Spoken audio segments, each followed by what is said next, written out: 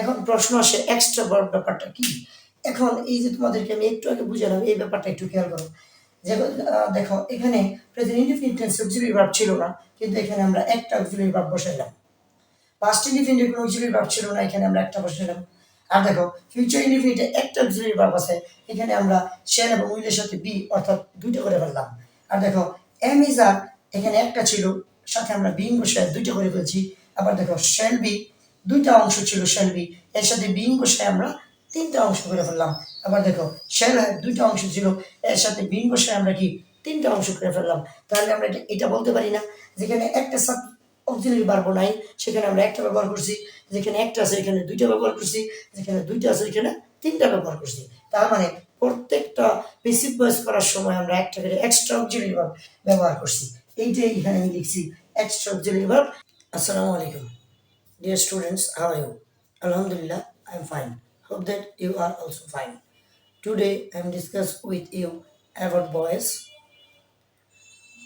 Another important thing is, if you are new to my channel, then subscribe my channel and click the bell icon. Dear students, আমরা আজকে voice নিয়ে আলোচনা করব।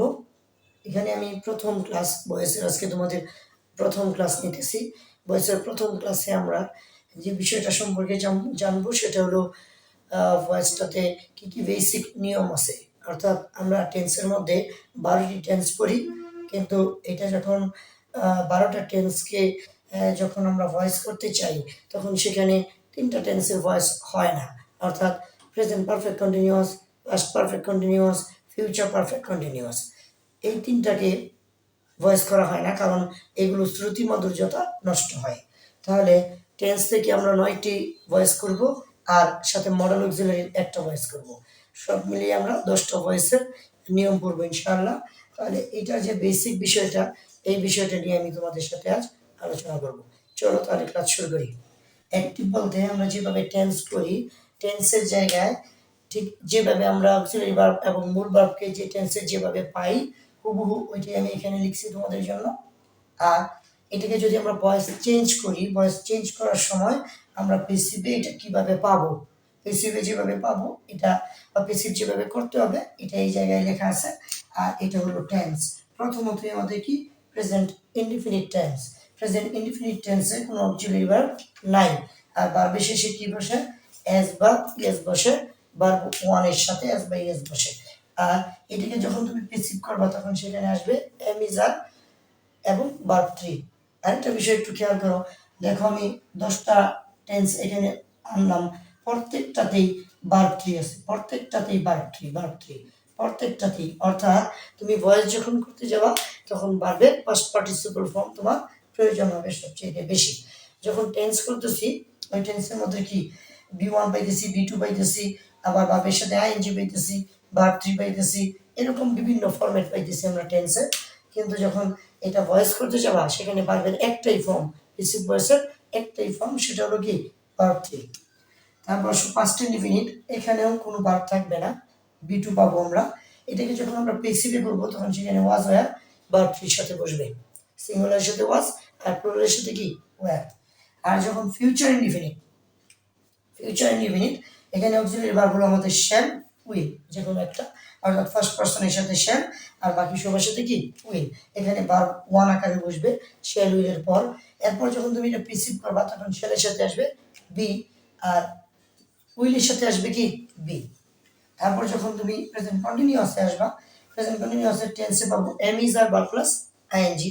আর এটা যখন passive করবা সেখানে আসবে এম ইজ আর এর সাথে বিইং, অতিরিক্ত কি আসবে? বিইং আসবে। এরপর ভার্বের 3 নম্বর ফর্ম বসবে। অর্থাৎ এখানে একটা বিষয় খেয়াল রাখতে হবে তোমার, যখনই আমরা এই কন্টিনিউয়াসের 3টা ফর্ম করবো, present continuous, past continuous, future continuous, প্রত্যেকটা কন্টিনিউয়াসের মধ্যেই আমাদের একটা করে কি আসবে? বিইং আসবে।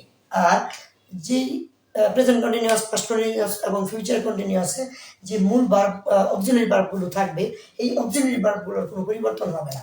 অর্থাৎ এমিজারই থাকবে, ওয়াজওয়্যারই থাকবে, শ্যাল বি উইল বি আকারই থাকবে। শুধু অতিরিক্ত নিয়ে আসবো কি আমরা? বিইং নিয়ে আসবো, শুধুমাত্র অতিরিক্ত। আর যখন তুমি পারফেক্ট টেন্স করতে যাবে, present perfect, past perfect, future perfect, present পারফেক্টে হ্যাভ হ্যাজ বা ভার্বের 3 নাম্বার ফর্ম। আর যখন তুমি এটাকে প্যাসিভ করতে যাবে তখন সেখানে হবে হ্যাভ হ্যাজ এর সাথে কি বসবে, বিন বসবে। আর যখন পাস্ট কন্টিনিউয়াস আছে হ্যাড পাস্ট পারফেক্টে যখন তুমি হ্যাড বসাবে সেখানে তুমি কি পাবে, হ্যাড বিন। অর্থাৎ প্রেজেন্ট পারফেক্টে হ্যাভ হ্যাজ এর সাথে ভার্ব ট্রি পাবো, আর প্যাসিভ হবে হ্যাভ হ্যাজ প্লাস বিন, এরপর বসবে ভার্ব ট্রি। আর পাস্ট পারফেক্টে হ্যাড এর সাথে ভার্ব ট্রি পাবো, কিন্তু এটাকে আমরা প্যাসিভে করব had been plus verb three. আর যদি ফিউচার পারফেক্টে যাও তাহলে শ্যাল হ্যাভ উইল হ্যাভ এর সাথে কি থাকবে, ভার্ব ট্রি থাকবে। এটাকে তুমি প্যাসিভে নিয়ে যাবা, শ্যাল হ্যাভ উইল হ্যাভ এর সাথে কি বসবে, বিন বসবে, এরপর ভার্ব ট্রি বসবে। আরেকটা বিষয় দেখো, এখানে আমাদের মডেল অক্সিলারি, মডেল অক্সিলারি দ্বারা আমরা অনেক সেন্টেন্স পাই আমাদের প্রাত্যহিক জীবনে, আমরা প্রচুর পরিমাণ সেন্টেন্স মডেল অক্সিলারি দ্বারা পাই। মডেল অক্সিলারির অ্যাক্টিভগুলো কিভাবে থাকে, অ্যাক্টিভগুলো থাকে মডেলের পর ভার্ব ওয়ান আকারে থাকে। যেমন এরকম হি ক্যান ডু ইট, এরকম, অর্থাৎ মডেলের পর ভার্ব ওয়ান আকারে থাকে। যখন মডেলের পর ভার্ব ওয়ান আকারে থাকে, এটিকে যদি তুমি প্যাসিভ করতে চাও তাহলে ওই মডেলটার পর একটা বি বসবে, ওই মডেলটার পরে কি বসবে, বি বসবে। যেমন এখানে এই সেন্টেন্সটা যদি আমরা করি, it can be done by him, অর্থাৎ এই মডেল অক্সিলারির সাথে কি বসবে, বি বসবে, এরপর ভার্ব টু বসবে। এই যে আমরা অক্সিলারি ভার্বের এবং ভার্বের যে অংশগুলো জানতে পারলাম, এখন এটাকে কিভাবে আমরা ভয়েসে কনভার্ট করব, দুইটা এক্সাম্পলের সাহায্যে আমরা বেসিকটা বোঝার চেষ্টা করব। প্রথমত আমরা অবজেক্টকে কি বানাবো, সাবজেক্ট। এখানে আমি কি লিখলাম দেখো, অবজেক্ট টু সাবজেক্ট, এটাকে তুমি সংক্ষেপে ওএস বলতে পারো। অর্থাৎ অবজেক্টকে কি করবো আমরা, প্রথম সাবজেক্ট করব, এরপর এক্সট্রা ভার্ব বসাবো। এখন প্রশ্ন আসে এক্সট্রা ভার্ব ব্যাপারটা কি। এখন এই যে তোমাদেরকে আমি একটু আগে বুঝালাম, এই ব্যাপারটা একটু খেয়াল করো। যেমন দেখো এখানে present indefinite tense auxiliary verb ছিল না, কিন্তু এখানে আমরা একটা অক্সিলারি ভার্ব বসাইলাম। পাস্ট ইনডিফিনিটে কোনো অক্সিলারি ভার্ব ছিল না, এখানে আমরা একটা বসাইলাম।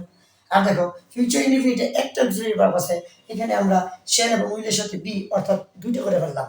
আর দেখো এম ইজ আর, এখানে একটা ছিল, সাথে আমরা বিং বসায় দুইটা করে ফেলছি। আবার দেখো শ্যাল বি, দুইটা অংশ ছিল শ্যাল বি, এর সাথে বিং বসায় আমরা তিনটা অংশ করে ফেললাম। আবার দেখো শ্যাল হ্যাভ, দুইটা অংশ ছিল, এর সাথে বিং বসায় আমরা কি তিনটা অংশ করে ফেললাম। তাহলে আমরা এটা বলতে পারি না, যেখানে একটা অক্সিলারি ভার্ব নাই সেখানে আমরা একটা ব্যবহার করছি, যেখানে একটা আছে এখানে দুইটা ব্যবহার করছি, যেখানে দুইটা আছে এখানে তিনটা ব্যবহার করছি। তার মানে প্রত্যেকটা প্যাসিভ ভয়েস করার সময় আমরা একটা করে এক্সট্রা অক্সিলারি ভার্ব ব্যবহার করছি। এইটাই এখানে আমি লিখছি এক্সট্রা অক্সিলারি ভার্ব। এবং এটা তুমি টেন্স অনুসারে যে চার্ট আমি দেখাইলাম, এই চার্ট অনুসারে তুমি সলভ করবা। আর এরপর আমি তোমাদেরকে প্রথমেই ক্লাসের শুরুতেই বলছিলাম সর্বক্ষেত্রে কি বসাবো আমরা, ভার্ব থ্রি। প্যাসিভ ভয়েস মানে ভার্ব থ্রি, এরপর ভার্ব থ্রি লেখো, এরপর এখানে একটা বাই বসাবো। এখন এখানে একটা প্রশ্ন আসে, শেষে আমরা একটা বাই বসাবো। এই বাইটা কিন্তু প্যাসিভ ভয়েসের সকল নিয়মের ক্ষেত্রে প্রযোজ্য হবে না। যেখানে যেখানে একটা নিয়ম আছে যেখানে বাই বসবে না, সেটা আমি তোমাদেরকে আলাদাভাবে পড়াবো। তবে ম্যাক্সিমাম সময় তোমরা কি বসাবো, বাই বসাবা। এরপর কি করবা, সাবজেক্টকে অবজেক্ট করবা, এটাকে আমরা এসও বলতে পারি সংক্ষেপে। অর্থাৎ সাবজেক্টকে কি বানাবো, অবজেক্ট বানাবো। সাবজেক্টের ক্ষেত্রে কি কি খেয়াল করতে হবে, আই, এটা অবজেক্টিভ হবে মি, তারপর উই, এটা হবে আস, ইউ, এটা ইউই থাকবে, তারপর হি, এটা হবে হিম, তারপর শি, এটা হবে হার, তারপর দে, এটা হবে দেম। তারপর একটা বিষয় দেখো, যদি কোনো নাউন থাকে, অর্থাৎ সাবজেক্ট আকারে যদি নাউন থাকে, তাহলে এই নাউনটার অবজেক্টিভ ফর্ম আকারে আমরা ওই নাউনটাকেই শেষে লিখবো। অর্থাৎ নাউনের ক্ষেত্রে ওই নাউনটাই অবজেক্টিভ ফর্ম আকারে লিখবো। তাহলে দেখো একটা আমি একটা অ্যাক্টিভ সেন্টেন্সকে বেসিক করে তোমাদেরকে দেখাই দিয়েছি। এখানে একটু খেয়াল করো, হি হি রাইটস আ লেটার। এখানে এটা হলো আমাদের সাবজেক্ট, আর এটা হলো আমাদের ভার্ব, আর এটা হলো আমাদের এই অ্যাক্টিভের অবজেক্ট। তাহলে এটাকে আমরা কিভাবে এটাকে আমরা প্যাসিভ করব। তাহলে প্রথমেই আমরা কি করব, অবজেক্ট টু সাবজেক্ট, অবজেক্টকে কি করব, সাবজেক্ট বানাবো। তাহলে অবজেক্ট কি আমাদের, আ লেটার, এটাকে আমরা প্রথমে লিখলাম। এখন তোমার যে বিষয়টা খেয়াল করতে হবে সেটা হলো ভার্ব কি আছে, ভার্বটা খেয়াল করো, ভার্বটা কোন ফর্মে আছে। আমি যে তোমাদেরকে চার্ট দিয়েছিলাম, ওই চার্টের কোন ফর্মে ভার্ব আছে। দেখো চার্টের বি1 ফর্মে কি আছে, বি1 আছে, অর্থাৎ প্রেজেন্ট ইনডিফিনিট টেন্সে আছে। তাহলে প্রেজেন্ট ইনডিফিনিট টেন্সের আমরা অক্সিলারি ভার্ব কি পড়ছিলাম, প্যাসিভ ভয়েসে প্রেজেন্ট ইনডিফিনিট টেন্সের অক্সিলারি ভার্ব পড়ছিলাম এম ইজ আর। এম কোথায় বসবে, এম বসবে আই এর সাথে। আর যেহেতু এখানে আই সাবজেক্ট আকারে আসে নাই, তাহলে এম বসবে না। আর যেহেতু এটা সিঙ্গুলার, তাহলে এখানে বসবে ইজ। আর যদি এটা প্লুরাল হতো তাহলে বসতো কি আর। তাহলে আমরা এখানে বসাবো এ লেটার ইজ। আর রাইট এর ভার্বটি হলো written, a letter is written. তারপর আমরা সূত্র অনুযায়ী কি বসাবো, বাই বসাবো। এবং হি এর অবজেক্টিভ ফর্ম আমরা এখানে কি করছি, হি এর অবজেক্টিভ ফর্ম হলো হি, হলো হি ইজ ক্যাচিং ফিশেস। তাহলে এটাকে যখন তুমি পেসিভ করতে যাবা, প্রথমত এটা হলো আমাদের সাবজেক্ট, এই অংশটুকু হলো আমাদের ভার্ব, আর এই অংশটুকু হলো অবজেক্ট। তাহলে অবজেক্টকে আমরা প্রথমে কি বানাবো, সাবজেক্ট বানাবো, অর্থাৎ ফিশেস। এখন এটা কোন টেন্সের নিয়মে আছে দেখো, am is are verb plus ING যদি থাকে তাহলে সেটা কি হয়, প্রেজেন্ট কন্টিনিউয়াস টেন্স হয়। Am is are verb plus ING থাকলে প্রেজেন্ট কন্টিনিউয়াস টেন্স হয়। তাহলে প্রেজেন্ট কন্টিনিউয়াস টেন্সের ক্ষেত্রে আমরা প্যাসিভ ভয়েসে কি করেছি, প্রেজেন্ট কন্টিনিউয়াস টেন্সের এম ইজ আরই থাকবে, আর সাথে কি বসবে, বিইং বসবে। তাহলে আমরা এখানে এটা কি সিঙ্গুলার, সিঙ্গুলার হলে ইজ বসাবো, প্লুরাল হলে আর বসাবো, আই এর সাথে এম বসাবো। তাহলে ফিশেস এটা প্লুরাল, তাহলে এখানে লিখবো আমরা আর, ফিশেস আর সাথে কি বসবে, বিইং, সাথে বসাবো বিইং, ফিশেস আর বিইং। আর ক্যাচের ভার্বটি হলো কট,